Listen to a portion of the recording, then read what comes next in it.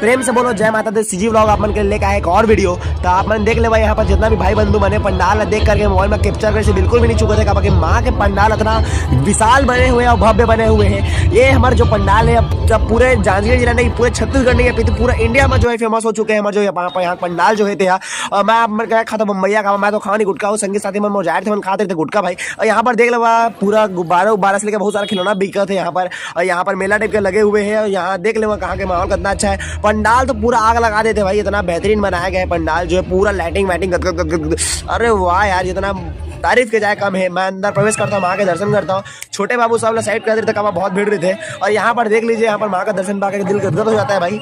पूरे जय माता दी प्रेम में कमेंट में जरूर लिखो यार, जय माता दी। आप मैं बता रहा हूँ नवरात्रि चल रहा है, आपको पूरी मनोकामनाएं पूर्ण करेंगी माँ जो है। और यहाँ पर देख लीजिए यहाँ पर का माहौल कितना अच्छा है। और यहाँ पर मैं अगर अंदाजा लगाऊँ तो लगभग हजारों संख्या में यहाँ अंदर में भीड़ है। और वहीं अगर बाहर की बात करूँ तो वहाँ बाहर में